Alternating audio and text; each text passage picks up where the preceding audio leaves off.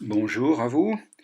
J'ai reçu plusieurs questions concernant le dernier message que j'ai donné sur le retour de Jésus et je vais essayer d'y répondre brièvement.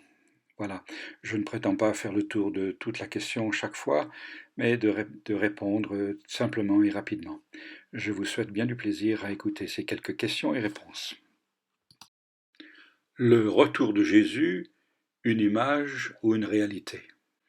En lisant les textes concernant le retour de Jésus, nous avons vraiment l'impression qu'il s'agit d'une réalité pour Jésus. Il ne nous semble pas simplement une image comme si c'était une parabole, mais euh, lorsque son retour est cité, soit par lui, soit par les apôtres, pour eux, il s'agit réellement d'une réalité. Les choses vont se passer de cette manière. Qui partira? Seulement les chrétiens? Et lesquels de chrétiens?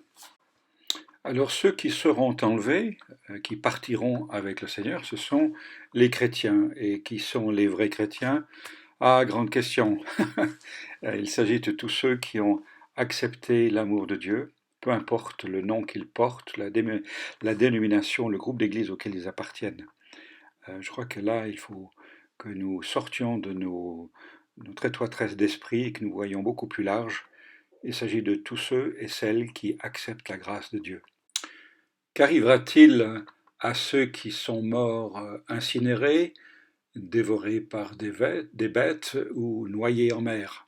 Lorsque Jésus ou l'apôtre Paul parle de ceux qui sont morts, il ne s'agit pas seulement de ceux qui sont morts de mort naturelle et qui se retrouvent dans un cimetière ou incinérés, mais il s'agit de toute personne qui a disparu.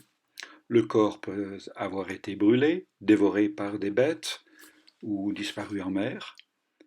Tous ceux et celles qui sont morts et qui étaient dépendants de la grâce de Dieu retrouveront leur corps. Les problèmes d'aujourd'hui nous donnent-ils pas envie de fuir ou de rester cachés en attendant simplement le retour de Jésus? Alors il est vrai que la tentation est grande de simplement cesser toute activité et d'attendre, bien caché dans son coin, que Jésus revienne. La réalité est tout autre. Depuis maintenant bientôt 2000 ans, Jésus n'est toujours pas revenu. Alors, vous imaginez ce qui se serait passé si tous les chrétiens étaient restés inactifs à attendre, cachés dans un coin, que Jésus revienne. Mais lorsque nous lisons le Nouveau Testament, nous nous rendons bien compte que pour les chrétiens de l'époque, ils étaient vraiment convaincus que Jésus allait revenir d'un moment à l'autre. Et l'apôtre Paul doit les encourager, malgré le retard du Christ, de continuer à vivre leur vie chrétienne comme si Jésus allait revenir un peu plus tard. Où est la consolation alors que le retour de Jésus se fait attendre? Il est évident que le retour de Jésus se fait attendre. Et en quoi est-ce que cela peut nous consoler de savoir que Jésus revient?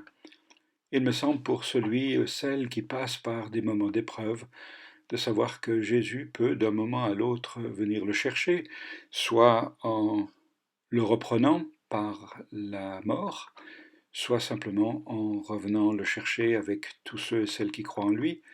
Il y a là une consolation en se disant que la vie ne s'arrête pas sur la terre et qu'il y a quelque chose après que Dieu a prévu pour nous.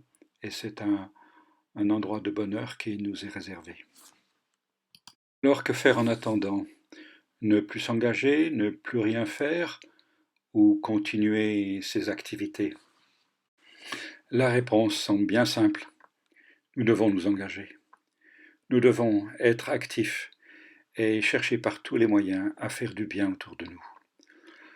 Le réformateur Martin Luther, à qui l'on posait la question « Que ferait-il s'il apprenait que Jésus revenait demain ?» et alors qu'il était en train de faire son jardin, a dit simplement « Eh bien, je continuerai de faire ce que je suis en train de faire.